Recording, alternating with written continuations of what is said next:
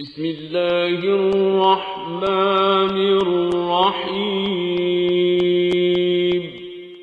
وَلَقَدْ يَسَّرْنَا الْقُرْآنَ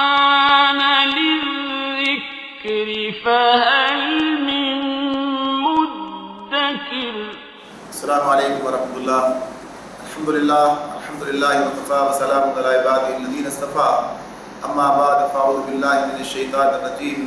بسم اللہ الرحمن الرحیم. والذین اذا انفقوا لم یسرفوا ولم یقتروا وکان بین ذلک قواما. سورہ فرقان کی آیت نمبر 67. عباد الرحمن کی صفات بیان ہو رہی ہیں کہ اللہ تعالیٰ عباد الرحمن جو رحمان کے حقیقی اصلی بندے جو اس کی بندگی اختیار کرنے والے ہیں ان کے اندر کیا کیا اوصاف پیدا ہوتے ہیں، تو اسی حوالے سے یہ بات ہے. تو ابھی مزید تیسری بات ہمارے سامنے یہ آتی ہے. فرمایا کہ جو خرچ کرتے ہیں تو نہ فضول خرچی کرتے ہیں نہ بخل، بلکہ ان کا خرچ دونوں انتہاؤں کے درمیان اعتدال پر قائم رہتا ہے.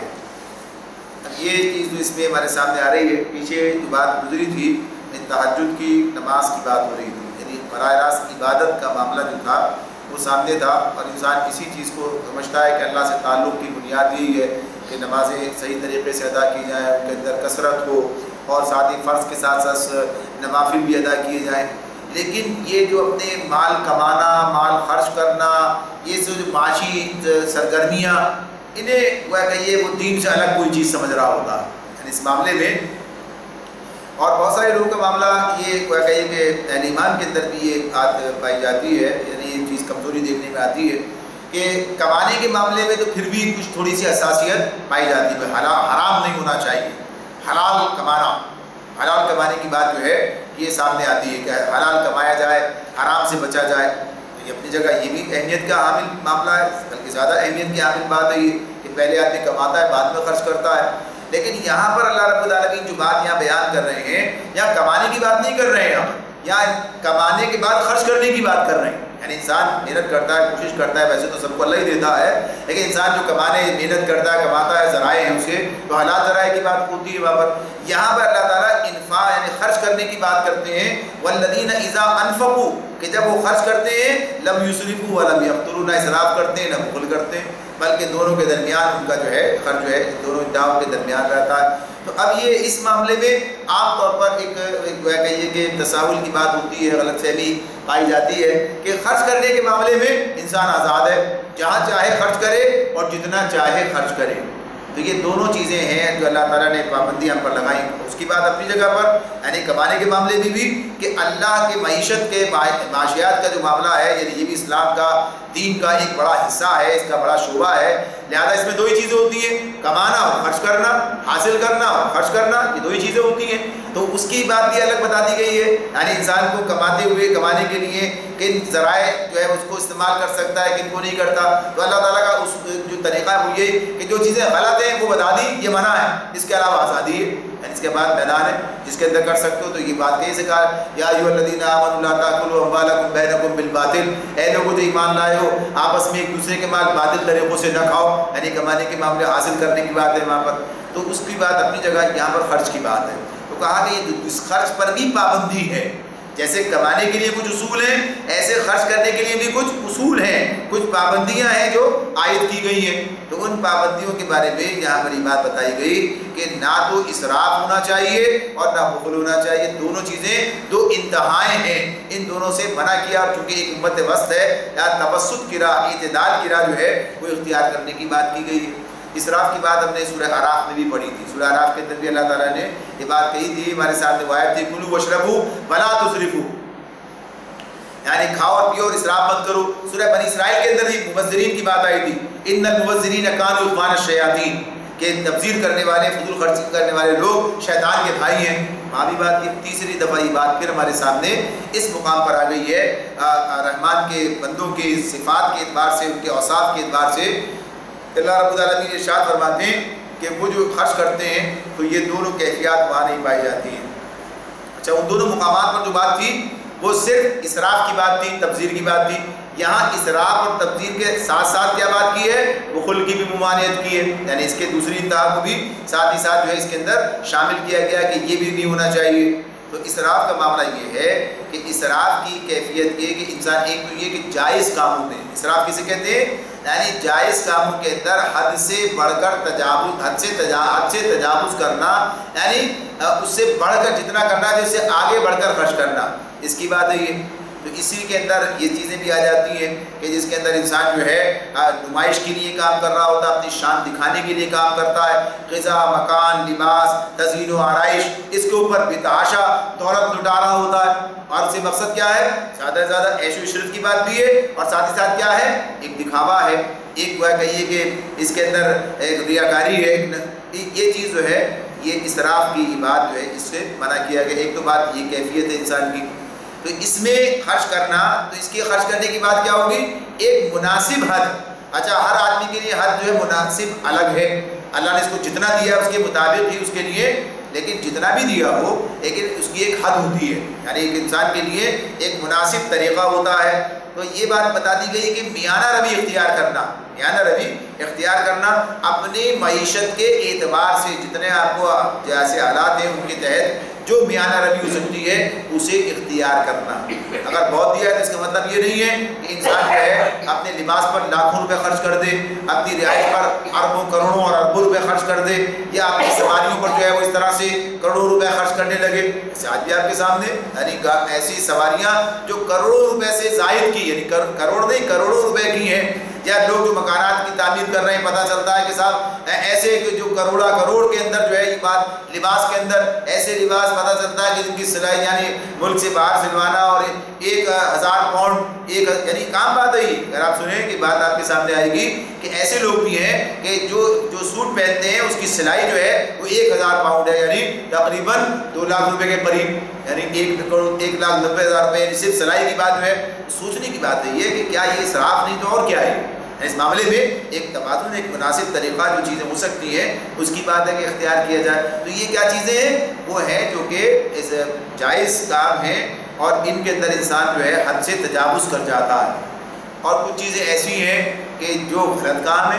ان کے اندر ایک پیسہ بھی خرچ کرنا، ایک پیسہ بھی ایک پائی خرچ کرنا، وہ بھی گناہ کی بات ہے، وہ بھی اسراف کی تعریف میں آ جائے گا۔ یعنی جہاں بالکل نہیں کرنا، جیسے انسان قمار بازی کے اندر، شراب نوشی کے اندر، ان سب چیزوں کے اندر، یاد باشی ایسے کاموں کے اندر جو اللہ نے منع کیے، یعنی جو حرام کام ہے ان کاموں کے اندر اگر کوئی ڈھیلا بھی خرچ کرتا ہے تو یہ بھی غلط ہے۔ وہاں پر اسراف کا معاملہ اسی اعتبار سے نہیں ہے بھائی اتنا کرنا تھا اتنا کیوں کیا، یہ اتنا کرنا تھا اور اتنا کیوں کیا، یہ صرف جو ہے جائز کاموں کے اندر ہے۔ تو یہاں پر جو مثال دی گئی ہے، بتائی جا رہی ہے کہ دیکھو ایک تو نمونے کے افراد بتائے جا رہے تھے، ایک تو تمہارا نمونہ ہے جو تمہارے درمیان ہے، یعنی لوگ جو ہیں صرف برادری میں اپنی ناک اونچی رکھنے کے لیے، اپنی ذاتی عیش و تنام کے لیے، اپنی فیاضی اور دولت مندی کے ڈنکے بجوانے کے لیے یعنی کیا کرتے ہیں، یعنی کتنا خرچ کرتے ہیں، ایسے لوگ ملتے نظر آتے ہیں۔ یہاں تک کہ ایسے لوگ بھی نظر آتے ہیں معاشرے کے اندر، اس وقت بھی عرب کے معاشرے میں آج بات تھی وہاں بھی تھے اور اب بھی نظر آئیں گے، ایسے لوگ بھی نظر آئیں گے جن کی حیثیت وہ نہیں ہے لیکن لوگوں کے اندر اس کا اظہار کرنے کے لیے قرض لیں گے، اور یہاں تک کہ سود پر قرض لے لیں گے، یعنی یہ بھی کام ہو جائے گا، قرض ادا کرنے کی سکت بھی نہیں ہے، کوئی دینے کے لیے تیار بھی نہیں ہے، سود پر اور زندگی کو جو ہے گویا کہ یہ اپنی ایک مصیبت بنا لیتے ہیں۔ آپ دیکھیں کتنے لوگ ایسے ہیں، آپ خاص طور پر دیہاتوں کے اندر جہاں پر یہ سارا کاروبار چلا کر لوگوں کو اپنے جال میں پھنسا لینے والے وہ لوگ ساہوکار جو سود خور بیٹھے ہوئے ہیں، ناکامی ہر شادی بیاہ کے موقع پر، ہر پیدائش کے موت کے موقع پر ایسی ایسی رسمیں اور ایسی ایسی چیزیں، اور کہ بے درے خرچ ہم بیٹھے پیچھے، اب پتہ چلا کہ اس کے سود خواری کے چکر میں پھنسا کر اور ان کو یہ اس طرح سے نمائش کو اس چکر میں لگا کر اب ان کی زندگی اجیرت کر دی ہے اور ان کے تمام چیزوں پر قبضہ کر لیا، اور وہ کہیے کہ انہیں غلامانہ زندگی بسر کرنے میں مجبور کر دیا، یہ تمام چیزیں سامنے آتی ہیں۔ تو غرض یہ کہ یہ کیفیت ہو تب بھی نہ ہو تب بھی، دونوں صورتوں میں اسراف سے منع کیا۔ اور اسی طرح سے یہ بات بھی ہے کہ بخل جو ہے، بخل بھی اسلامی نقطہ نظر سے اس کی بھی کوئی گنجائش نہیں ہے۔ تو بخل کا معاملہ اس اعتبار سے ہے کہ بخل کے معاملے میں بھی یہ بخل کا اطلاق دو چیزوں پر ہوتا ہے، ایک یہ کہ آدمی اپنے بال بچوں کی ضروریات پر اپنی مقدرت اور حیثیت کے مطابق خرچ نہ کرے، اپنے بال بچوں پر، اپنی ذات پر، اپنے مقدرت اور حیثیت کے مطابق خرچ نہ کرے. جتنی ہے نظر آنا چاہیے. ابھی ٹھیک ہے نہیں ہے آدھی ویسے ہے, لیکن اگر اس کو اللہ نے دیا ہے تو اس اعتبار سے پھر اس کے اوپر جو ہے اس کا کہیے کہ اثر نظر آنا چاہیے. یعنی یہ بات کہی ہے نبی اکرم صلی اللہ علیہ وسلم نے کہ اللہ نے جو کچھ تمہیں دیا ہے, نعمت دی ہے, تو اس کا اثر تمہارے اوپر نظر آنا چاہیے. اس اعتبار سے کہا کہ یہ نہیں کہ پھر بھی تم بٹ ایسے حال میں رہو. تو اس طرح اپنی اس کی مناسبت سے بات کی. اور دوسری چیز جو اس کا بخل کا اطلاق ہوتا ہے, دوسری بات کیا ہے وہ یہ کہ نیکی اور بھلائی کے کاموں میں اس کے ہاتھ سے پیسہ نہ نکلے, اور یا پھر وہاں بھی کیا ہے جتنا ہونا چاہیے اتنا نہ کرے, معمولی سا دے کر پیچھے ہٹ جائے. یعنی اس معاملے میں اس اعتبار سے تو یہ دونوں چیزیں بخل کی ہیں. یعنی دونوں معاملات میں اپنے بچوں بال بچوں ذاتی معاملات جو ہیں اس کے اندر بھی اپنی جو اس کی حیثیت ہے اللہ تعالیٰ نے جو اتنی محترم رکھی دی ہے اس میں اعتدال کے ساتھ میں یہ کام کرے. اور دوسرا اللہ کے راستے کے اندر خرچ کرنے کے لیے دل کھول کر خرچ کرے, جتنی ضرورت ہے اس کے مطابق. یہ بات ہے سورہ بنی اسرائیل میں ہم پڑھ کر آئے پیچھے, وہاں کہا ہے کہ اپنے ہاتھ نہ اتنا کھول دو کہ خود محتاج ہو جاؤ. یہ مطالبہ نہیں ہے. تو ایک مناسب طریقے سے اپنی عافیت کو ملحوظ رکھتے ہیں. جیسے پوچھا تھا یا سلونک ماذا ينفقون, کیا کتنا خرچ کریں, جہاں کتنے کی بات کی تو کیا کہا قل العفو, یعنی جو تمہاری ضرورت سے زیادہ ہے یا تمہاری عافیت کے بعد اپنی عافیت کو ملحوظ رکھتے ہوئے اس کو کرنا. تو یہ بات ہے جو یہاں پر بیان کی گئی. تو اس اعتبار سے یہ ایک اہم ہدایت ہے. جب اللہ تعالیٰ رحمان کے بندوں کی صفات بیان کرتے ہوئے بیان کر رہے ہیں, ایک مناسب بات اس کو خیال میں رکھنا. اچھا اسی میں چونکہ لوگوں کی حالت کم زیادہ ہوتی ہے تو اللہ کے رسول نے ایسے اصول بتائے جو سب کے لیے برابر سے کارآمد ہو سکتے ہیں. فرمایا نبی کرم صلی اللہ علیہ وسلم نے کہ ایک آدمی کے فقیہ ہونے کی نشانی فقہ الرجل قصدہ فی معیشتہ, ایک آدمی کے فقیہ ہونے کی نشانی کیا ہے کہ اپنی معیشت میں توسط اختیار کرنا. توسط اختیار کرنا آدمی کے فقیہ یعنی دانا ہونے کی علامتوں میں سے. یعنی یہ بات بتائی اس اعتبار سے. اب ظاہر جو معیشت ہے اسی کے اندر رہتے ہوئے, جیسے اس کو ہم کیا کہہ رہے ہیں اپنی چادر دیکھ کے پیر پھیلانا, یعنی ہم اپنے پاس محاورتاً کہتے ہیں بھائی جتنا ہے اتنا اسی ساتھ اس میں توسط, یعنی اس کے بھی کسی انتہا میں نہیں جانا. اور اسی طرح سے ایک اور حدیث میں اللہ کے رسول کا ارشاد ہے کہ ما اعلی من اقتصد, کہ جو اقتصاد یعنی جو میانہ روی اختیار کرتا ہے وہ کبھی کہ یہ فقیر نہیں ہوتا ہے, وہ کبھی جو ہے اس اعتبار سے تنگ دست اس طرح کی کیفیت میں نہیں جاتا. تو بنیادی طور پر یہ بات ہمیں بتا دی گئی کہ اس طرح سے درمیان یہ توسط کا راستہ اختیار کرنا. تو معیشت کی یہ جو تعریف ہے اور جو چیزیں بتائی گئی ہیں یہ اپنی جگہ اہمیت کی حامل ہے. اس پر جو معاشرہ بنتا ہے پھر اس کے اندر خوبیاں پیدا ہوتی ہیں, نہ کہ یہ لوگ حرص کے اندر کسی کی اور اس طرح سے اپنی زندگی کو دشوار بنا لیں. جس اللہ نے اس کو جس طرح جگہ پر رکھا ہے اسی جگہ وہ اپنے رہتے ہوئے اور اپنے معاملات اور حالات کو بہتر رکھتے ہوئے اللہ کی رضا کے راستے پر سفر کرتا چلا جائے. آگے فرمایا اللہ تعالیٰ نے اس کے بعد کہ یہ جس میں کہا کہ اس طرح سے کان بین ذالک قوامہ کے بعد والذین لا يدعون مع الله إلها آخر ولا يقتلون النفس التي حرم الله إلا بالحق ولا يزنون ومن يفعل ذلك يلقى أثاما. اور ان کا حال کیا ہے, مزید کیا ہے, وہ لوگ ایسے ہیں جو اللہ کے سوا کسی اور معبود کو نہیں پکارتے, اللہ کی حرام کی ہوئی کسی جان کو ناحق ہلاک نہیں کرتے, اور نہ زنا کے مرتکب ہوتے ہیں. ان چیزوں پر ہم نے بات کی ہے تفصیل سے, سورہ بنی اسرائیل کے اندر بات ہو چکی ہے, لہٰذا ان چیزوں پر زیادہ تفصیل سے بات ہوئی ہے, ان پر تھوڑا سا اختصار سے کام لیں گے. ابھی کچھ چیزیں ایسی تھیں کہ جن پر تفصیل کے ساتھ وہاں پر اس طرح بات نہیں ہوئی تھی, جیسے درم چار چلنے کی بات کا معاملہ تھا, یا اس کے ساتھ ساتھ جو ہے وہ کہیے کہ یہ بخل کا معاملہ جو ہے اس میں سامنے, حالانکہ سورہ نساء میں بھی یہ مضمون گزرا ہے. تو مضمون بار بار پلٹ کے آتے ہیں اور اسی حوالے سے آتے ہیں کہ بار بار ذہنوں کے اندر اجاگر کیے جائیں اور انسان کا ذہن جو ہے اس کے مطابق بنتا چلا جائے. تو اس طرح تو یہاں پر اس آیت کے اندر تین بنیادی گناہوں کا ذکر جو ہے وہ اللہ رب العالمین نے اس ایک آیت کے اندر ارشاد فرمایا. یعنی پہلی بات کیا بتائی, شرک نہیں کرتے, یعنی اللہ کے ساتھ کسی اور معبود کو لا یدعون مع اللہ الہا آخر والذین لا یدعون مع اللہ الہا آخر, یعنی اللہ کے سوا کسی اور معبود کو نہیں پکارتے, نہیں اللہ ہی ایک الہ کی حیثیت سے وہ اپنے ان کے سامنے. یہ بھی شرک جو ہے یہ بھی بہت بڑا گناہ اور ظلم ہے.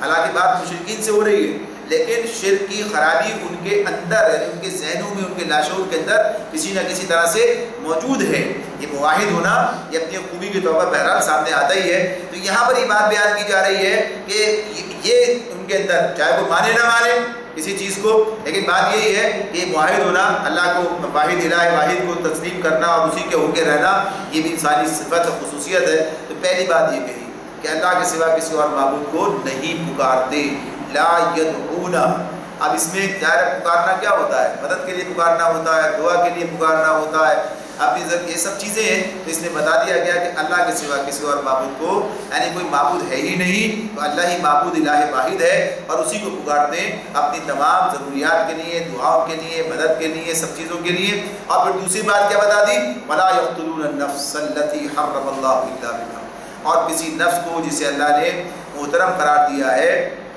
اسے ناحق ہلاک نہیں کرتے، یعنی حق کے مطابق۔ تو اس کی تفصیل اپنے سورہ بنی اسرائیل نے پڑھی ہے وہاں پر کہ کن کن صورتوں میں انسان کی جان کی حرمت ختم ہو جاتی ہے، اور وہ معاملہ پھر کدھر جاتا ہے؟ ریاست کے پاس آتا ہے۔ ریاست پھر اس معاملے میں اس پر جو ہے وہ مقدمہ اور پھر اس کا اطلاع اور جرم کا ثابت ہونا اور پھر اس کے قصاص میں قتل کیا جانا، وہ معاملہ اس اعتبار سے سورہ بنی اسرائیل میں ہم نے پڑھا ہے۔ یہاں پر یہ ایک بات اسی اعتبار سے ہے کسی جھگڑے میں، کسی اور معاملے میں، کسی تنازع میں اس حد تک چلے جانا کہ لوگوں کی جان لے لی جائے، ایسا کوئی معاملہ نہیں۔ قتل و غارت کری، قتل و قتال، یہ معاملہ یہ ان کی اگر یہ جو قتال کا معاملہ ہوتا ہے تو کب ہوتا ہے؟ صرف اور صرف قتال فی سبیل اللہ، اللہ کے دین کے غلبے کے لیے کی جانے والی جدوجہد کے اندر جب وہ مرحلہ آ جائے کہ قتال کا میدان سجے تو پھر اس مقام پر ہی کام کرتے ہیں، ورنہ کوئی ایسا معاملہ نہیں کرے۔ پھر وہ ریاست کی طرف جو ذمہ داریاں ہیں کہ جب جو لوگ جرم کرتے ہیں، جیسے اللہ نے کہا یا ایھا الذین آمنوا کتب علیکم القصاص، اے لوگوں جو ایمان لائے اللہ نے تم پر قصاص کا حکم لکھا ہے، یعنی قتل کے مقدموں میں قصاص لیا جائے گا، تو وہ کیا ہوگا؟ وہ ریاست کے اسلامی ریاست کا قیام اور پھر اس کے تحت جو اس کا طریقہ، اس کا ضابطہ قاعدہ اس کے مطابق وہ کام ہوگا۔ لیکن یہاں جو بات ہو رہی ہے کہ قتل نہیں کرتے، تو اسی طرح جو عام قتل و غارت گری کا کیفیت جو پائی جاتی ہے، اپنے چھوٹے چھوٹے جھگڑوں کے اندر قتل کر دیتے ہیں، کسی طرح تک مشتعل ہو کے قتل کر دیتے ہیں، یہ سب آج ہم بھی اس معاشرے کے اندر بھی دیکھتے ہیں۔ کوئی کسی حوالے سے قتل کر دیتا ہے، وہ کسی حوالے سے قتل کر دیتا ہے، یہاں تک کہ اس معاشرے کے اندر بھی اجرتی قاتلوں کا تصور بھی سامنے آ جاتا ہے، پایا جانے لگا۔ ایسے لوگ بھی ہیں کہ صرف پیسے لے کر کسی کے لیے کسی کو قتل کر دینا، یعنی قتل کروانے والا تو اپنی جگہ پر جو جرم ہے، لیکن کسی کو صرف اس بنیاد پر یہ ہمارا پیشہ کام ہے اختیار کر لیا۔ ایک مسلمان کے لیے اس کا کوئی گنجائش، کوئی معاملہ نہیں ہے۔ یہی بات پیچھے ہم سورہ معاہدہ کے اندر پڑھ کر آ چکے ہیں، جہاں پر اللہ رب العالمین نے بات کہہ دی تھی وما کان للمؤمن یقتل مؤمنا الا خطأ، مومن کے ممکن ہی نہیں ہے کہ مومن کسی دوسرے مومن کو قتل کرے سوائے کہ حادثاتی طور پر کوئی معاملہ ایکسیڈنٹلی کوئی چیز ایسی ہو جائے کہ جس کے اندر کسی کی جان کسی کے ذریعے سے ہاتھ سے چلی جائے، ورنہ ممکن نہیں ہے، ایسا نہیں ہے۔ اور پھر وہاں سزا کی بات ہی بیان کی تھی کیا ملے گی۔ اور پھر اس کے بعد تیسری بات یہ بتائی ولا یزنون، یعنی کہ تیسری چیز کیا آ گئی سامنے کہ یہ کہ وہ زنا نہیں کرتے، زنا نہیں کرتے۔ تو اس میں یہ جو بات بتا دی گئی کہ تین جرائم جو بڑے بڑے جو ہیں یہاں پر بتائے گئے، زنا کے بارے میں بھی یہ بات بھی وہاں گزری سورہ بنی اسرائیل میں، اس کے لیے کہا کہ بڑا ہی برا راستہ ہے، بڑا ہی برا کام ہے۔ تو اس چیز سے ان تینوں گناہوں کو جو بڑے گناہوں کے اندر شامل کیے گئے، یعنی جنہیں کہا گیا کہ اکبر الکبائر، یعنی بڑے بڑے گناہ جو ہیں، نبی کریم صلی اللہ علیہ وسلم نے انہی کو قرار دیا اور کہا اور بھی گناہوں کے ساتھ اور بھی فہرست اور بھی چیزیں شامل ہوتی ہیں، لیکن یہ خصوصیت کے ساتھ میں اولی فہرست کے اندر شامل ہو جاتے ہیں، یہی کہ اللہ کے ساتھ کسی کو شریک ٹھہرایا، یعنی شرک سب سے بڑا گناہ ہے، اور اسی کے ساتھ پھر اور جو گناہوں کی بات آتی ہے تو اسی میں یہ قتل کی بات بھی آتی ہے، اور پھر یہ کہ زنا کی بات بھی آتی ہے کہ اس کی بھی اللہ تعالیٰ نے اتنی ہی ممانعت کی ہے اور سخت ترین سزا بھی اللہ تعالیٰ نے دنیا میں اس کے لیے رکھی ہے کہ زنا کے مرتکب کو سخت ترین سزا وہ دی جاتی ہے، اسی لیے کہ معاشرے کو زنا سے بچایا جائے اس معاملے میں۔ اسی طرح سے جو اسلامی نظام، اسلامی ریاست قائم ہوتی ہے اور عدل کا قیام ہوتا ہے، اس کے لیے اس طرح نظام موجود ہوتا ہے تاکہ لوگ آپس میں قتل و غارت کی طرف نہ جائیں، ایسے ہی ایسے احکامات دیے اس کے نتیجے میں انسان کی عفت جو ہے وہ قائم رہے، حیا کا کلچر بنے، حیا کی تہذیب آئے سامنے اور زنا کے راستے بند ہو جائیں، یعنی سارے۔ اور اگر اس کے باوجود بھی کوئی کرے تو سخت ترین سزا اس کے لیے رکھی، اور اگر اس پر شرمندہ نہ ہو، توبہ نہ کرے تو جہنم کی سزا اپنی جگہ الگ۔ تو اس کے بارے میں بتا دیا آگے اللہ رب العالمین نے وَمَن يَفْعَلْ ذَلِكَ يَلْقَ أَثَامًا، یہ کام جو کوئی کرے وہ اپنے گناہ کا بدلہ پائے گا، یعنی یہ ان کا معاملہ تو یہاں بیان کر دیا کہ جو رحمان کے بندے ہیں یہ کام نہیں کرتے، یہ کام نہیں کرتے، یعنی نہ شرک کرتے ہیں، نہ قتل ناحق کے مرتکب ہوتے ہیں، نہ زنا کرتے ہیں، یہ ان کی بات۔ پھر اب مزید اللہ تعالیٰ ساتھ ساتھ بتا رہے ہیں وَمَن يَفْعَلْ ذَلِكَ، اور جو کوئی ایسا کرے گا، جو کوئی ایسا کرتا ہے، جو کوئی کرے تو کیا ہوگا، یلقا ثواب، وہ اپنے گناہ کا بدلہ پائے گا، یضاعف له العذاب یوم القیامۃ ویخلد فیہ مہانا، قیامت کے روز اس کو مکرر عذاب دیا جائے گا اور اسی میں وہ ہمیشہ ذلت کے ساتھ پڑا رہے گا، اسی میں وہ ہمیشہ ذلت کے ساتھ پڑا رہے گا۔ تو یہ بتا دیا کہ ساتھ ہی ساتھ یہ بھی کہ جو گناہوں کا مرتکب ہوگا، جیسا اس معاشرے کے اندر یہ سب کچھ جاری تھا، شرک بھی وہ کر رہے تھے، قتل و غارت گری کا بازار بھی گرم کر رکھا تھا، زنا بھی ان کے نزدیک کوئی برائی نہیں تھی، یعنی سارے کام میں لگے ہوئے تھے، تو بتا دیا کہ اس کا نتیجہ کیا نکلنے والا ہے، جہنم ہے، اور اس کے اندر ہمیشہ رہنا، یہ بتا دیا اللہ تعالیٰ نے کہ یہ اس کا نتیجہ ہے۔ پھر بتایا، پھر راستہ کھول دیا، آگے بتا دیا الا من تاب وآمن وعمل عملا صالحا فاولئک یبدل اللہ سیئاتہم حسنات وکان اللہ غفورا رحیما۔ فرما الا، یہ یعنی کیا کہا، الا من تاب، الا من سوائے اس کے کہ جو کوئی ان گناہوں کے بعد توبہ کر چکا ہو اور ایمان لا کر وآمن وعمل عملا صالحا، اور ایمان لا کر عمل صالح کرنے لگا ہو، ایسے لوگوں کی برائیوں کو اللہ بھلائیوں سے بدل دے گا اور وہ بڑا غفور رحیم ہے۔ یعنی یہاں پر جو بات واضح کر دی گئی، اب یہ کس معاشرے کے اندر بات ہو رہی ہے، پھر واپس آئیے سوچئے، ذہن میں تازہ کر لیجئے کہ اس مکے کے اس معاشرے کے اندر بات ہو رہی ہے جہاں ان جرائم کا چلن عام ہے، جہاں ان جرائم کا چلن یعنی شرک میں مبتلا ہے، بات ہے ہی موجود اپنی جگہ، اسے تو برا بھی نہیں سمجھ رہے ہیں، پھر قتل و غارت گری کا بازار بھی گرم کرتے ہیں، یہ بھی اپنی جگہ ہے، زناکاری کا بھی کوئی معاملہ، اسے بھی کوئی برائی نہیں سمجھ رہے، تو بڑے بڑے گناہوں میں مبتلا ہیں، اللہ نے بتا دیا جہنم ہے۔ اب اللہ نے آگے راستہ ان کے لیے کیا رکھا، ہاں الا من تاب وآمن وعمل عملا صالحا، سوائے ان کے، یہاں تک کہ وہ لوگ جو کہ ان اگر گناہ کیے ہیں توبہ کر لیں، توبہ کر لیں، توبہ کی بات جو ہے اسی بنیاد پر ہے، گناہ کر کے واپس پلٹ توبہ کر لی اور پھر عمل کیا، عمل عملا صالحا، پھر اس کے بعد ایمان وآمنا، ایمان لائے، وعمل عملا صالحا، اور جو ہے عمل صالح کیا۔ تو یہ وہ بنیادی بات ہے، یہ وہ عام معافی کا اعلان ہے کہ جو بگڑے ہوئے لوگوں کو واپس گویا کہیے کہ اطاعت کے راستے پر لے آتا ہے، جو گویا کہیے کہ پھر اس اعتبار سے لوگوں کے لیے ایک سہارا بن کر سامنے آتا ہے۔ جس معاشرے کے اندر جہاں پر یہ بات سامنے آ جائے کہ مجرم کے لیے کوئی معافی کا امکان نہیں ہے، تو پھر اپنے جرم کے اندر آگے بڑھتا چلا جاتا ہے، یعنی مجرم انسان کو صرف معافی کی امید ہی جرم کے چکر سے نکال سکتی ہے، مایوس ہو کر وہ ابلیس بن جاتا ہے، مایوس ہو کر، ابلیس کا مطلب ہی مایوس یعنی مایوس ہو کر پھر وہ ابلیس بن جاتا ہے، ٹھیک ہے اب کچھ ہو تو سکتا نہیں ہے، لہذا کیا ہے برابر ٹھیک ہے یہ کام اسی راستے میں چلیں گے، اب راستہ پلٹنا تو ممکن ہی نہیں رہا، لہذا اب ڈٹ کے کرو، جتنا کر سکتے ہو کرو، جو کچھ ہو سکتا ہے، تو انسان کو کہ ابلیس بن جاتا ہے مایوس ہو کر۔ تو اللہ رب العالمین نے مایوسی کو ختم کر دیا۔ اب یہ آگے ہمارے سامنے وہ آیت آئے گی جس میں اللہ تعالیٰ نے نبی صلی اللہ علیہ وسلم کے ذریعے کہلوایا ہے، قل یا عبادی الذین اسرفوا علی انفسہم لا تقنطوا من رحمت اللہ ان اللہ یغفر الذنوب جميعا۔ اب پھر وہاں پر یہ بات نہیں کہی، ایک طرف تو یہ بات کہہ دی کہ میرے بندوں سے کہہ دو کہ وہ مایوس نہ ہوں، اللہ کی رحمت سے مایوس نہ ہوں، اللہ تمام گناہوں کو معاف کر دیتا ہے۔ پھر آگے کہا انیبوا الی ربکم واسلموا لہ، پلٹ آئیں اپنے رب کی طرف اور فرما برداری اختیار کریں۔ اصل بات یہ یعنی صرف اتنی بات نہیں کہ انسان گناہوں پر جمع رہے اور امید رکھے اللہ سے رحمت کی، یہ غلط۔ تو اس نے کیا کہا الا من تاب، جو توبہ کریں گے اور ایمان لا کر اپنے صالح کرنے لگیں گے، تو گویا کہ یہی عام معافی ہے جس نے معاشرے کے لاکھ افراد کو سہارا دے کر مستقل بگاڑ سے بچا لیا، اسی نے ان کو امید کی کرن دکھائی اور اصلاح اعمال پر آمادہ کیا۔ تو یہ بنیادی بات ہے کہ جو بتا دی گئی۔ تو اسی طرح نبی کرم صلی اللہ علیہ وسلم نے جب ان لوگوں کو بتایا کہ اسلام قبول کر لینے کے نتیجے میں پچھلے سارے گناہ معاف ہو جاتے ہیں، اسلام قبول کر لینا تمام گناہوں کا کفارہ بن جاتا ہے، یہ بات ان کے سامنے واضح کر دی گئی۔ لوگ آئے اس طرف، یعنی ان کے لیے بتا دیا ایسا نہیں کہ جو جرم کر چکے ہو اب اس کی سزا دی جائے گی، ایسا نہیں ہوگا۔ یعنی ایسے معاشرے میں جہاں لوگ اپنی بیٹیوں کو زندہ دفن کر دیں لیکن ان کے لیے بھی معافی کا اعلان ہے، معافی کا، جب ایمان لے آئے ایمان لانے کے بعد اللہ تعالیٰ نے گناہوں کو معاف کر دیا ہے اور پھر نیکی کے راستے میں وہ آگے بڑھتے چلے گئے۔ تو اسی طرح سے ایک واقعہ بیان کیا مولانا تفہیم کے اندر کہ ابو ہریرہ رضی اللہ تعالیٰ کی وہ روایت جو ہے حدیث موجود ہے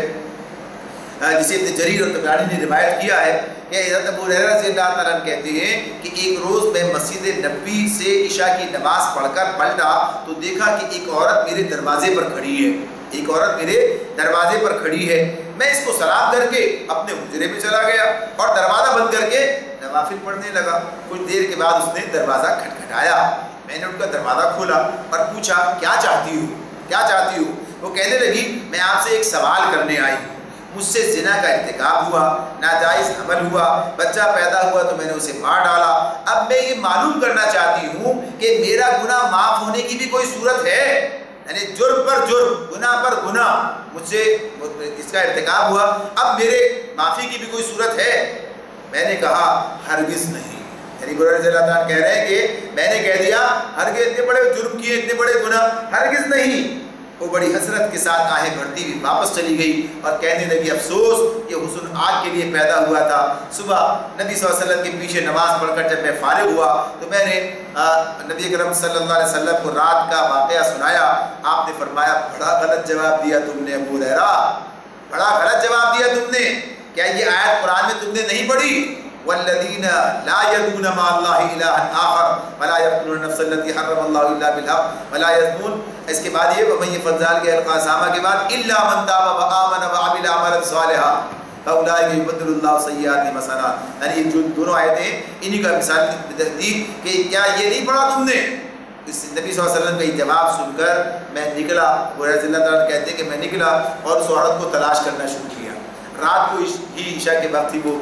ملی، میں نے اسے بشارت دی اور بتایا کہ نبی اکرم صلی اللہ علیہ وسلم نے تمہارے سوال کا یہ جواب دیا ہے۔ وہ سنتے ہی سجدے میں گر گئی اور کہنے لگی شکر ہے اس اللہ کا جس نے میرے لیے معافی کا دروازہ کھولا، اس نے گناہ سے توبہ کی اور اپنی لونڈی کو اس کے بیٹے سمیت آزاد کر دیا۔ تو اس اعتبار سے یہ چیزیں جو ہیں وہ کہ یہ گناہ سے پلٹنے کا راستہ جب موجود ہوتا ہے تو لوگ سیدھے راستے پر آ جاتے ہیں، اور جب گناہ سے پلٹنے کا راستہ بند کر دیا جائے تو پھر ظاہر سی بات ہے کہ ان کے لیے پھر کوئی بات نہیں۔ تو یہی اللہ تعالیٰ کی مہربانی ہے۔ اللہ کی رحمت کا جو غلط تصور لوگوں نے اپنے ذہنوں میں بٹھا لیا ہے کہ گناہ پر گناہ کرتے جائیں اور اللہ کی رحمت کی امید رکھیں، تو یہ بات نہیں۔ بات یہ ہے کہ اللہ نے گناہوں سے پلٹنے کے لیے راستہ رکھا ہے۔ اللہ نے تمہیں جو ہے واپس آنے کے لیے جو مہلت بھی دی ہے اور موقع بھی دیا ہے، اور پلٹ آؤ تو تمہارے گناہوں کی معافی کا اللہ نے اعلان بھی کیا ہے۔ تو اس اعتبار سے جو چیز ہمارے سامنے آتی ہے کہ اللہ تعالیٰ نے بڑے بڑے گناہوں کے بارے میں بھی، یعنی ہر گناہ کی بات، جیسے وہ بات آ گئی تھی اس میں اللہ تعالیٰ نے بات کہہ دیا لا تقنطوا من رحمت اللہ ان اللہ یغفر الذنوب جمیعا، جمیعا کا لفظ استعمال کیا، سارے گناہ اللہ معاف کرتا ہے۔ شرط وہی ہے انیبوا الی ربکم واسلموا له، کہ پلٹ آؤ اپنے رب کی طرف اور فرما برداری اختیار کر لو۔ تو یہاں پر یہ بات بتا کر آگے فرمایا ایسے لوگوں کی برائیوں کو اللہ بھلائیوں سے بدل دے گا۔ ایمان لا کر عمل صالح کی توبہ کی، ایمان لائے، عمل صالح شروع کر دیا، اور پھر کیا ہے اللہ اس کا نتیجہ کیا بتا رہے ہیں؟ ایسے لوگوں کی برائیوں کو اللہ بھلائیوں سے بدل دے گا۔ تو ایک تو بات یہی ہے برائی کی جگہ بھلائی کرنے لگیں گے۔ اب جب نیکی کی توفیق مل گئی تو اب نیکیاں کریں گے برائیوں کی جگہ، یہ بات ہوگی۔ اور پھر یہ بھی ہوگا کہ جب جب اپنے گناہوں کا احساس خیال آئے گا پھر اللہ سے معافی کی دعا کریں گے، پھر استغفار کریں گے، پھر اللہ تعالیٰ ان کے لیے درجات کا معاملہ کر دے گا۔ اور یہ بھی بات ہے کہ جب نیکیاں کرتا ہے انسان اور اپنے گناہوں پر نادم ہوتا ہے تو جس گناہ سے توبہ کرتا ہے وہ توبہ خود ایک نیکی بن جاتی ہے، توبہ خود ایک نیکی بن جاتی ہے۔ تو گویا کہیے کہ اللہ ان کی برائیوں کو بھلائیوں سے بدل دے گا، اس طرح بھی کہ برائی کی جگہ وہ بھلائی کرنے لگیں گے اور ان کے اعمال نامے کے اندر بھی بھلائیوں کا ادراج ہوگا ان کی برائیوں کی جگہ مٹا کر۔ اللہ تعالیٰ یہ کہ اس بندے نے اس گناہ سے توبہ کی ہے اور توبہ خود ایک بہت بڑا عمل ہے نیکی کا، لہذا وہ جو انسان کے لیے بھلائی کی صورت میں لکھ دیا جائے گا۔ وقال اللہ غفور الرحیم، اللہ بڑا غفور الرحیم۔ یہ ہے اللہ تعالیٰ کی طرف سے رحمت اور مغفرت کا بندوبست جس کو انسان اختیار کر سکتا ہے۔ پھر فرمایا ومن تاب وعمل صالحا فإنه يتوب إلى الله متابا، ومن تاب وعمل صالحا فإنه يتوب إلى الله متابا۔ اور جو شخص توبہ کر کے نیک عملی اختیار کرتا ہے وہ تو اللہ کی طرف پلٹ آتا ہے جیسا کہ پلٹنے کا حق ہے۔ اب مزید اس کی وضاحت کیا اللہ نے، یعنی یہاں تو ایمان کے ساتھ بات کی تھی، یہاں ایمان کے ساتھ بات نہیں ہوئی ہے۔ تو کہا جا رہا ہے کہ اب وہ لوگ بھی جو ایمان لانے کے بعد بھی گناہ کرتے ہیں، ایمان لانے کے بعد بھی گناہ کرتے ہیں، تو ان کے لیے بھی اللہ تعالیٰ نے بات کہی ہے کہ اب یہاں پر کہا کہ جو شخص توبہ کر کے نیک عملی اختیار کرے، ساتھ ساتھ بات کیا ہے، توبہ کا تو مطلب ہی پلٹنا ہے۔ توبہ کا مطلب یہ بھی تصور لوگوں کے ذہنوں میں اس طرح نہیں موجود رہا کہ توبہ کا مطلب پلٹنا ہے، بس صرف زبان سے ایک لفظ توبہ توبہ توبہ نکالا اور وہی کھڑے ہیں جہاں پر کھڑے تھے، وہی کام کر رہے ہیں جو کام پہلے سے کر رہے تھے، زمیں جنبت نہ جنبت گل محمد، بس وہیں پر لگے ہوئے اسی ظلم میں، زیادتی میں، اور کہیں کہ اللہ کی نافرمانی میں، اسی میں، لیکن زبان سے توبہ توبہ کا ورد کرتے ہیں اور زبان سے استغفار کا ورد کرتے ہیں، لیکن اپنے عمل پر نہ شرمندہ ہوتے ہیں نہ اسے چھوڑتے ہیں۔ تو توبہ نہیں ہے، توبہ تو ہے ہی یہ کہ آدمی اپنے عمل کو سے تائب ہو جائے، پلٹ آئے، گناہوں سے پلٹ کر اطاعت کی فرمانبرداری کی طرف آ جائے اور پھر اللہ سے اپنے گناہوں کی معافی بھی مانگتا رہے۔ تو یہاں کا اس کے ساتھ اللہ نے آگے کی بات کی ہے کہ توبہ یعنی پلٹا اور پلٹ کر اب عمل صالح کرنے لگا، اب نیکی کے راستے پہ چلا، تو واقعی پھر یہ شخص ہے کہ جیسا پلٹ آتا ہے جیسا کہ پلٹنے کا حق ہے۔ تو اسی اعتبار سے یہ بات ہے کہ انسان جو ہے جب اللہ کی طرف پلٹ کر آتا ہے تو پھر اللہ رب العالمین اس کے ساتھ مہربانی کا معاملہ کرتا ہے۔ تو اسی کو کہا کہ گویا ایسا ہے کہ جیسا پلٹنے کا حق ہے۔ اور پھر اس کے بعد فرمایا والذین لا یشہدون الزور واذا مروا باللغو مروا کراما، فرمایا اور رحمان کے بندے ان کی صفات بیان ہو رہی ہے، تو فرمایا وہ ہیں جو جھوٹ کے گواہ نہیں بنتے۔ درمیان میں چیزیں آئی تھی، لہٰذا اب اس کو دوبارہ سے شروع کیا ہے تو اللہ تعالیٰ پھر وہی صفات بیان فرما رہے ہیں۔ تو فرمایا رحمان کے بندے وہ ہیں جو جھوٹ کے گواہ نہیں بنتے اور کسی لغو چیز پر ان کا گزر ہو جائے تو شریف آدمیوں کی طرح گزر جاتے ہیں، شریف آدمیوں کی طرح گزر جاتے ہیں، یہ ان کی صفات یہاں بیان کی۔ اب یہ جھوٹ کے گواہ نہیں بنتے، اس کا مطلب کیا ہے؟ لا یشہدون الزور، زور جو ہے گناہ ہے، وہ جھوٹ ہے اور گناہ بھی ہے۔ تو اس میں اس اعتبار سے یہ بات ہے کہ پہلی بات تو یہ کہ جھوٹی گواہی نہیں دیتے، لا یشہدون الزور، جھوٹی گواہی نہیں دیتے۔ یہ جھوٹی گواہی کا یہ جتنا بڑا جرم ہے اس کو بھی کبیرہ گناہوں کے اندر شامل کیا ہے نبی کرم صلی اللہ علیہ وسلم نے، اور قرآن نے اس کو جہاں بیان کیا تو شرک کے ساتھ ملا کر جو ہے اس کو بیان کیا، یعنی اس جرم کو، اتنا بڑا جرم ہے کہ جھوٹی گواہی دی جائے اور جھوٹ جو ہے آدمی جو اپنی شہادت کو جھوٹ پر مبنی کرے یعنی جھوٹی شہادت دے، اس اعتبار سے کہا کہ یہ بھی ان کا معاملہ نہیں کہ جھوٹی شہادت جھوٹی گواہی نہیں دیتے۔ اور دوسری بات یہ ہے کہ جو جھوٹ کی باتیں ہیں یعنی شاہد کیا ہوتا ہے یعنی موجود ہونا، گواہ بننا، تو جھوٹ کے گواہ نہیں بنتے یعنی گواہی نہیں دیتے، دوسرے گواہ نہیں بنتے کہ اس موقع پر موجود ہی نہیں ہوتے، یعنی جو لغو چیزیں ہیں گناہ کی آگے بات آ رہی ہے نا ویسا لغو باللغو مروا کراما، اس کے ساتھ ملا کر بات جو ہے باری زیادہ واضح ہو جاتی ہے۔ تو اس میں یہ بات سامنے آ رہی ہے کہ کسی ایسے گناہ کے موقع پر کسی ایسی مجلس زور، مجلس زور کیا ہے یعنی کوئی ایسی مجلس ہے جو گناہ پر مبنی ہے، یعنی کوئی ناچ رنگ کی مجلس ہے، کوئی قمار خان کی اس کی مجلس ہے، کوئی اور ایسی گناہوں کی مجلس ہے، یعنی اس کے اندر موجود ہی نہیں ہوتے کہ اس کے گواہ بنیں گے، یعنی وہاں پر اس کے آپ موجود نہیں ہوتے۔ تو اس لیے اس اعتبار سے ہے کہ جھوٹ کا مشاہدہ نہیں کرتے، اس کے تماشائی نہیں بنتے، اس کو دیکھنے کی طرف جو ہے اس کا قصد نہیں کرتے، اس کی طرف جو ہے آگے نہیں بڑھتے۔ تو یہ ویسے تو جھوٹ کا لفظ باطل اور شر کا ہم مانی ہے، انسان جس برائی کی طرف بھی جاتا ہے لذت یا خوشنمائی یا ظاہر فائدے کے اس جھوٹے ملمے کی وجہ سے جاتا ہے جو شیطان نے اس پر چڑھا رکھا ہوتا ہے، یہ ملمہ اتر جائے تو ضرورت سب بدی ہے، جھوٹی جھوٹے کھوٹی کھوٹ ہے۔ اس اعتبار سے جھوٹی چمک دمک جو ہے انسان کو اپنی طرف کھینچتی ہے، نتیجہ شرمندگی ہے، نتیجہ پھر رسوائی ہے، نتیجہ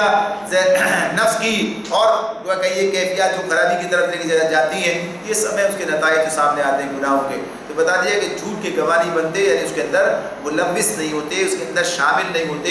ایسی کسی مجلس میں نہیں جاتے، ایسی کسی محفل میں نہیں جاتے، ایسے کسی موقع پر وہاں نہیں ہوتے کہ جو کہ گناہوں کا موقع۔ تو یہ گویا ان کی زندگی کی بات بتائی کہ وہ ایسی سب چیزوں سے اپنے آپ کو الگ رکھتے ہیں، اور یہ بات اپنی جگہ رہی پہلے بیان ہو گئی کہ جھوٹ کی گواہ نہیں بنتے، گواہی میں ان کے ہمیشہ سچے گواہ ہوتے ہیں، سچ کی گواہی دیتے ہیں، جھوٹ کی گواہی ان سے یہ اس کام میں ملوث نہیں ہوتے۔ پھر آگے فرمایا وَإِذَا مَرُّوا بِاللَّغْوِ مَرُّوا كِرَامًا، اگر کسی لفظ چیز پر گزر ہو جائے تو شریف آدمیوں کی طرح گزر جاتے ہیں۔ تو یہ لفظ بھی اسی اعتبار سے بات ہے، یعنی وہی چیز ہے کہ اگر یہ خود تو لفظ تو ہوتے نہیں ہیں لیکن اتفاقاً کسی ایسی جگہ سے ان کا گزرنا ہو جائے، کسی ایسی چیز کوئی ان کے سامنے آ جائے، کوئی ایسا موقع آ جائے، کسی چیزیں کیسے موقع پہ پھنس جائیں کہیں، تو اب کیا ہے، اس کے اندر دلچسپی نہیں لیتے، اس کے اندر شامل نہیں ہوتے، اس کا حصہ نہیں بنتے، بلکہ شریف آدمیوں کی طرح وہاں سے گزر جاتے ہیں، نکل جاتے ہیں، اس سے نکلنے کی فکر کرتے ہیں، یعنی اس معاملے میں یہ ان کا رویہ ہوتا ہے، اس اعتبار سے معاملہ ہے۔ دیکھیے گناہوں کی بات پیچھے سورۃ الانعام میں ایک جگہ یہ بات آئی، ہمارے سامنے آتی اور اس سے پہلے بھی آئی تھی، اس میں کہا کہ اگر کہیں کسی مجلس میں کفر بکا جا رہا ہو، گناہوں کی بات ہوئی، تو آدمی کا کام کیا ہے، وہاں سے ہٹ جائے۔ کون؟ جو اصلاح کی طاقت نہیں رکھتا ہے، اصلاح کی طاقت رکھتا ہے اصلاح کرے گا، ورنہ ہٹ جائے گا وہاں سے، اس معاملے سے، اس اعتبار سے۔ تو بنیادی طور پر اسی حوالے سے بات ہے، مکے کے اندر یہ بات جاری ہے، وہاں پر لوگوں کے ساتھ بات ہو رہی ہے کہ انہیں آپ ان مواقعوں پر موجود نہیں پائیں گے، لیکن چونکہ اس معاشرے میں رہ رہے ہیں، اس معاشرے کے اندر رہ رہے ہیں، لہذا اس معاشرے میں جہاں قدم قدم پر یہ سب چیزیں موجود ہیں اور انسان کے نفس کو اپنی طرف متوجہ کرنے، اس کو اس طرف جو ہے، یعنی ساری چمک دمک کی ساری چیزیں جو ہے انسان کو اپنی طرف بلاتی ہیں۔ یہ برائی کے جو مواقع ہیں یہ بہرحال اپنے اندر ایک کہیے کہ سنسنی خیزی اور اپنے اندر ایک چاشنی، یعنی اٹریکشن جسے کہا جائے رکھتے ہیں، لیکن یہ اس سے اپنے آپ کو اوپر اٹھا چکے ہیں، بلند ہو چکے ہیں کہ اس کے اندر ملوث نہیں ہوتے۔ اب بھائی اب کیا کریں، بہرحال ہو ہی رہا تو ہم کیا کر سکتے ہیں، اب ہم بیٹھے ہوئے، ہم تو اب سن رہے ہیں، کانوں سے گانے سن رہے ہیں، فلاں چیز دیکھ رہے ہیں اور یہ سب دیکھ رہے ہیں، بھائی کیا کریں، پھنس گئے، ذرا توجہ ہے، اب کیا کریں، ظاہر ہے نہیں، ایسا نہیں ہے۔ یہ شریف آدمی کا معاملہ، ایسے آدمی کا معاملہ کیا ہوتا ہے، اگر کسی بدبو کی جگہ پر آپ کو تو کیا ہے، ناک پر اٹھا کر رومال رکھ لیتے ہیں، یعنی اس کی رکاوٹ جو ہے، یعنی اس سے اپنے آپ کو الگ کرنے کی یا جلدی سے وہاں سے ہٹ جانے کی، نکل جانے کی، یہ ساری چیزیں اس حوالے سے کہ اس میں وہ ملوث نہیں ہوتے، اس کے اندر اس کا حصہ نہیں بنتے، اس میں دلچسپی نہیں لیتے، اپنے آپ کو الگ کرنا، بچانا، یہ کیفیت بیان کی۔ تو شریفانہ انداز سے اس میں کوئی جھگڑا نہیں ہے، کوئی فساد نہیں ہے، اپنے آپ کو بچاتے ہوئے نکلتے ہیں۔ والذین اذا ذکروا بآیات ربہم لم یخروا علیہا صما وعمیانا، جنہیں اگر ان کے رب کی آیات سنا کر نصیحت کی جاتی ہے تو اس پر اندھے بہرے بن کر نہیں رہ جاتے۔ یعنی ابھی ان کی کیفیت بیان کی ہے کہ یہ ایسے لوگ بھی ہیں، اللہ کی باتیں سامنے آتی ہیں، کان پہ جوئی نہیں رکھتی، کان پہ جوئی نہیں رکھتی، بس ایسے ہی گزر جاتے ہیں، کوئی بات ہی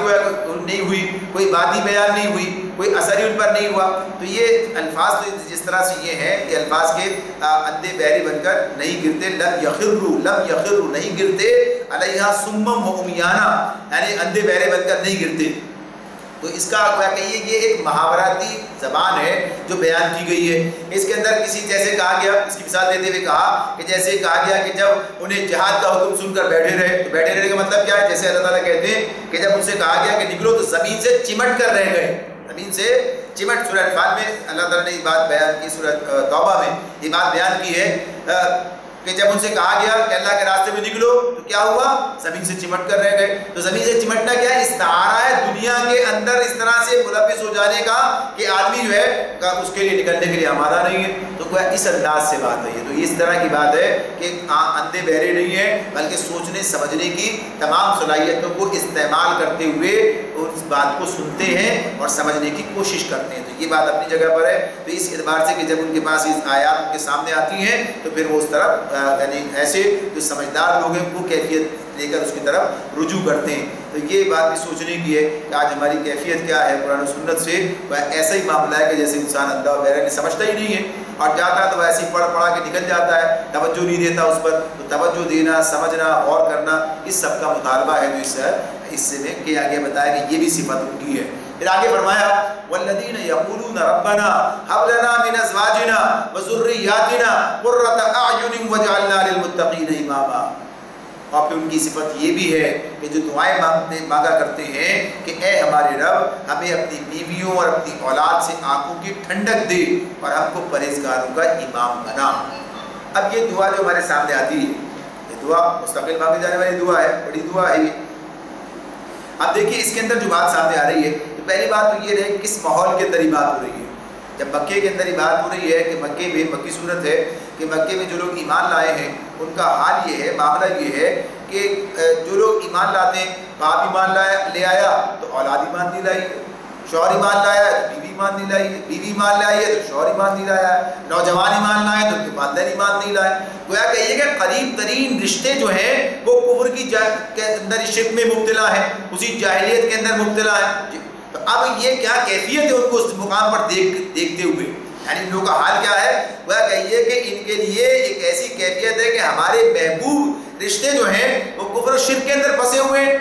وہ آنکھیں ابل رہی ہیں, آنکھیں آشوب چشم کی طرح سے ابلتی ہیں, تکلیف ہوتی ہے. تو کہا کہ ان کے لیے ان کی سب سے بڑی تمنا کیا ہے, سب سے بڑی آرزو کیا ہے؟ یہ لوگ کفر و شرک سے نکل کر ایمان کے اندر آ جائیں, ایمان کے اندر داخل ہو جائیں. یہی ان کی تمنا, یہ ان کی تو اپنی اولاد کے معاملے میں یہ ان کی جو ہے دعا کوشش ہے, یہی اللہ سے دعا ہے. تو ایک تو اس تناظر کے اندر بات ہے. پھر اس تناظر کے اندر بھی بات ہے, یعنی جیسے آج ہم اپنے بارے میں سوچیں, دیکھیں, ہم یہ دیکھیں کہ ہماری اولاد, ہمارے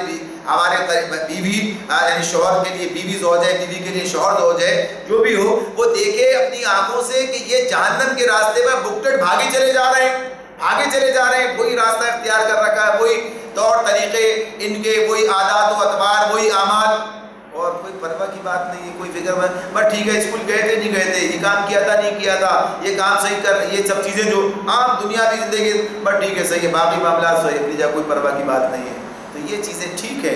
ہر آدمی اپنی بات کا, اپنی ذات کا خود ذمہ دار ہے, اور ایک حد تک کہا سنا جا سکتا ہے, ایک حد تک نصیحت بھی کی جا سکتی ہے, لیکن کتنی کڑھن ہے اس معاملے میں, کتنی فکر ہے اس معاملے میں, کتنی طلب ہے اس معاملے میں, اور اللہ سے دعائیں کیسی ہیں. تو ان کے لیے یہ بات ہے وہ یہی کہ وہ کہتے ہیں کہ اللہ انہیں ایمان اور اپنے صالح کی توفیق دے, پاکیزہ اخلاق سے انہیں اللہ راستہ کرے, ان کی نیک خصالی سے, یا نیک جو ان کے عادات اسی سے ان کو, ان کی آنکھوں کو ٹھنڈک حاصل ہوتی ہے. یعنی وہ اپنی اولاد کو آپ اپنے سامنے جہنم کا ایندھن بننے کے لیے تیار ہوتا ہوا دیکھیں اور مطمئن رہے, ایسا نہیں ہو سکتا ہے. تو یہ بھی ان کی کیفیت ہے کہ اپنی اولاد کے معاملے میں, اپنے ازواج کے معاملے میں وہ اس بات کے فکر مند, یعنی دعا تو آدمی اسی چیز کی کرتا ہے, اس کی طلب ہوتی ہے, اس کے لیے کوشش بھی کرتا ہے انسان, اس کے لیے کوشش بھی کرتا ہے انسان. اگر ایک آدمی کہیے کہ رزق کی برکت چاہتا ہے, لیکن رزق تلاش کرنے کے لیے گھر سے نکلتا ہی نہیں, گھر میں بیٹھا ہوا ہے اور کہتا ہے مجھے نوکری مل جائے, یعنی یہ بات کیا کہی جائے گی؟ یعنی یہ آدمی پہلے عمل کرے گا, بعد میں دعا کرے گا. پہلے کوشش کرتا ہے, عمل کرتا ہے, پھر دعا کرتا. ایک آدمی پڑھنے کے لیے تیار ہی نہیں ہے اور گھر بیٹھ کے جو ہے تمنائیں کرتا ہے, دعائیں مانگتا ہے کہ اللہ اسے جو ہے فلاں منصب عطا کر دے اور فلاں ڈگری عطا کر دے. جاؤ گے محنت کے, اس کے بعد دعا کرو گے, بات ہے یہ. تو اسی لیے یہ لوگ جو ہیں اپنی اولاد کے لیے, اپنے بچوں کے لیے, اپنے شوہر بیوی اور شوہر جو ایک دوسرے کے ازواج زوج ہیں, ان کی اصلاح کی کوشش بھی کرتے ہیں, کہ اللہ سے دعا بھی کرتے ہیں کہ اللہ انہیں جو ہے ہمارے لیے آنکھوں کی ٹھنڈک بنا دے, نیکی کے بھلائی کے راستے پہ انہیں چلا, اسی سے ہماری آنکھوں کی ٹھنڈک ہے. باقی کوئی منصب مل جائے اس کی بات اس حیثیت سے نہیں, اصل چیز یہ ہے. اور پھر جو کہتے ہیں وجعلنا للمتقین اماما, ہم کو پرہیزگاروں کا امام بنا, یعنی یہ اس اعتبار سے ہے کہ ہم جو لوگ ہمارے رعیت میں ہیں, جو لوگ ہمارے کہیے کہ ہمارے زیر دست ہیں, جو ہمارے ذمہ داری میں ہیں, جن کے لیے ہم امام ہیں, تو ہمیں انہیں بھی متقی بنا دے اور ہمیں ان کا امام بنا, یعنی ان کے اندر بھی تقویٰ پیدا ہو اور ہم تقویٰ میں ان سے آگے نکلیں, آگے بڑھ جائیں. امام کیا ہوتا ہے؟ آگے ہوتا ہے نا, امام کیا ہے؟ آگے ہوتا ہے, آگے بڑھ جائیں, یعنی یہ حیثیت ہمیں حاصل ہو جائے کہ لوگوں کے لیے ہم نیک مثال بنے, ہم بری مثال نہ بن جائیں, لوگوں کے لیے اچھی مثال بنے. تو ایک طرف تو یہ کہ اپنے ساتھی جو ہیں ان کے لیے بات ہو رہی ہے کہ ہمیں متقین کے بعد وہ لوگ جو ہیں ایسے لوگ ہوں. اب ظاہر سی بات ہے گھر میں سارے لوگ برے, اب اس کے اندر جو سربراہ اس کی کیا حیثیت ہے, یعنی اس کے لیے بڑی پریشانی ہے. اگر نیک لوگ ہیں, اچھے ہیں, سارے ہیں, گھر کے اندر جماعت کے اندر یہ ہے, ظاہر سی بات ہے آسانیاں ہیں, سہولتیں. آدمی کہا بہترین ساتھی مانگتا ہے, اللہ سے دعا کرتا ہے اللہ مجھے بہترین ساتھی عطا فرما. اب بہترین سے مراد کیا ہے؟ متقین, ایسے تاکہ وہ ان کے ساتھ مل کر جو ہے راستے میں, اس دین کے راستے پر آگے بڑھا جا سکے, اور یہ تمنا. تو اس اعتبار سے یہ ہے کہ ہمیں جو ہے ایسے لوگوں کے ساتھ جو ہماری رعیت ہیں, ہمارے ساتھ ہیں, کہ جو تقویٰ میں ہم ان کے لیے کہیے کہ ایک مثال بھی بنے, اور جو لوگ وہ بھی متقی ہوں تو ہمارے لیے بھی سہولت اور آسانی کا ذریعہ بنے. پھر اس کے بعد یہاں پر بات مکمل ہو جاتی ہے. اس کے بعد اللہ تعالیٰ یہ بات کہتے ہیں اولئک یجزون الغرفۃ بما صبروا ویلقون فیہا تحیۃ وسلاما. یہی وہ لوگ ہیں, یعنی جن کے اندر یہ صفات ہیں, یہ ہیں وہ لوگ جو اپنے صبر کا پھل منزل بلند کی شکل میں پائیں گے, آداب و تسلیمات سے ان کا استقبال ہوگا. اب آخر میں جو سب سے بڑی صفت ہے جو یہاں بیان کی گئی, یعنی جو ان تمام کے لیے یعنی ذریعہ بنے گی, یعنی اس کے بغیر اس راستے پر چلنا ممکن نہیں ہے, نہ اطاعت کے راستے پہ چلنا, نہ معصیت سے بچنا. اور وہ صفت کون سی ہے؟ صبر کی صفت ہے. صبر کی صفت ہے کہ یہ صفت انسان کے اندر اگر نہ ہو تو وہ اطاعت کے راستے پہ نہیں چل سکتا، وہ معصیت سے نہیں بچ سکتا، تو صبر کی بات تو اللہ نے ان سب کے بعد میں اولئک یجزون الغرفۃ بما صبروا، یعنی اب جو یہ انہیں بلند منزلیں مل رہی ہیں، یہ غرفہ ویسے تو کہیے کہ بلند مکانات کو اس اعتبار سے کہا ہے، تو اس میں کہیے کہ بڑے وسیع، یعنی اس اعتبار سے اللہ تعالیٰ نے کہا کہ ان کے لیے پہلے دو محلے کی بات جو ہے کہ بلند منزلیں جو انہیں ملیں گی، تو کس بنیاد پر ہے یہ؟ اس صبر کی بنیاد پر۔ تو صبر کا لفظ یہاں اپنے وسیع ترین مفہوم میں استعمال ہوا ہے، دشمنان حق کے مظالم کو مردانگی کے ساتھ برداشت کرنا، دین حق کو قائم اور سربلند کرنے کی جدوجہد میں ہر قسم کے مصائب اور تکلیفوں کو سہ جانا، ہر خوف اور لالچ کے مقابلے میں راہ راست پر ثابت قدم رہنا، ایک طرف یہ بات ہے، دوسری طرف شیطان کی تمام ترغیبات اور نفس کی ساری خواہشات کے علی الرغم فرض کی پکار پر لبیک کہنا، فرض اس کے بجا لانا، حرام سے پرہیز کرنا، حدود اللہ پر قائم رہنا، گناہ کی ساری لذتوں اور منفعتوں کو ٹھکرا دینا، اور نیکی اور راستی کے ہر نقصان اور اس کی بدولت حاصل ہونے والی ہر محرومی کو انگیز کر جانا، برداشت کرنا، گوارا کرنا۔ تو اس ایک لفظ کے اندر پوری دنیا سمو دی گئی، یعنی اس ایک تو صبر کی جو صفت ہے، جیسے عرض کیا کہ اطاعت کے راستے پہ چلنا ناممکن جب تک انسان ڈٹ کر جم کر اس چیز کو جسے اس نے صحیح سمجھا ہے اسے اختیار نہ کرے، اور جسے غلط سمجھا ہے اس سے بچنے کے لیے بھی ڈٹا رہے، جمع رہے، نہیں، یعنی اس کے اندر کیا چیز آ گئی؟ نہ کوئی خوف، نہ کوئی لالچ، اسے اپنے راستے سے نہیں ہٹانا۔ صبر کا مطلب یہ کہ ڈٹا ہوا ہے، جمع ہوا ہے اپنے مقصد کے لیے، اپنے کام کے لیے، تو کہا کہ اسی کی یہ صفت پیدا ہوگی تو یہ سارے کام کرنا ممکن ہوں گے، اور پھر اسی کے نتیجے میں اللہ تعالیٰ انہیں یہ منزل بلند عطا فرما دے گا، اور پھر آداب و تسلیمات سے ان کا استقبال یعنی جنت کے اندر ہوگا، خالدین فیہا، ہمیشہ اس کے اندر رہیں گے، حسنت مستقرا و مقاما۔ اب اس کو اس کے ساتھ ملا کر دیکھیے، وہاں جہاں پر بات ہوئی تھی نا، جب اللہ سے دعا کر رہے تھے، جب یہ بات کہہ رہے تھے کہ اللہ ہمیں گناہ جہنم سے بچا لے، وساعت مستقر، وساعت مستقر، بڑا ہی برا مستقر اور مقام ہے، اس کے لیے بات آئی تھی نا، ساعت مستقر، اس کے لیے اب اس کے مقابلے میں کیا آیا؟ حسنت مستقر و مقاما۔ اب یہ بہترین مستقر و مقام یہ جنت ہے، یہ جہنم کے مقابلے میں اس سے کہتے ہیں کہ اللہ ہمیں اس سے بچا لے۔ اللہ تعالیٰ کہتے ہیں والذین یقولون ربنا اصرف عنا عذاب جہنم ان عذابها کان غراما انها ساعت مستقرا و مقاما، یہ کہا تھا وہاں پر۔ اب اس کا نتیجہ کیا نکلا؟ اس سے بچایا تو کہاں داخل کیا؟ حسنت مستقرا و مقاما۔ تو یہ ایک دوسرے کے متقابل آتے ہیں، تو اب یہاں پر بات آ گئی کیا ہی اچھا ہے مستقر و مقام، یعنی جسے مستقل کے لیے بھی عارضی کے ہر اعتبار سے بہترین جگہ۔ پھر فرما دیا کہ ساری بات مکمل ہونے کے بعد پھر مشرکین کو جوڑا اور کہا قل ما یعبأ بکم ربی لولا دعاؤکم فقد کذبتم فسوف یکون لزاما۔ نبی صلی اللہ علیہ وسلم کو مخاطب کرے کہا کہ آپ لوگوں سے کہہ دیجئے میرے رب کو تمہاری کیا حاجت پڑی ہے اگر تم اس کو نہ پکارو، یعنی اللہ کی کوئی ضرورت نہیں ہے، اللہ کو کوئی چیز نہیں چاہیے، تمہاری ہی ضرورت ہے، اگر تم نہ پکارو تو تم وہ بھی دھتکار دے گا۔ اب کہ تم نے جھٹلا دیا ہے ان قریب وہ سزا پاؤ گے کہ جان چھڑانی محال ہو جائے گی۔ تو یہ نقشہ سامنے رکھ دیا کھینچ کر، اب بتا دیا دیکھو یہ راستہ اچھا ہے کہ وہ راستہ جو تم نے اختیار کر رکھا ہے، اور اسی راستے پہ چلو گے تو یہ آخری آیت نے بتا دیا کہ پھر اس کا نتیجہ کیا نکلے گا، وہ سزا پاؤ گے کہ جان چھڑانی محال ہو جائے گی۔ ہمارے لیے جو رہنمائی ہے کہ اللہ رب العالمین نے جو رحمان کے بندوں کی صفات بیان کی ہیں، ان صفات کو اپنے اندر پروان چڑھائیں، ان کا حق ادا کرنے کی کوشش کریں تاکہ اللہ تعالیٰ ہمارے لیے بھی حسنت مستقر و مقامہ کا فیصلہ فرما دے۔ اللہ تعالیٰ سمجھنے اور عمل کرنے کی توفیق عطا فرمائے۔ وآخر دعوانا ان الحمد للہ رب العالمین۔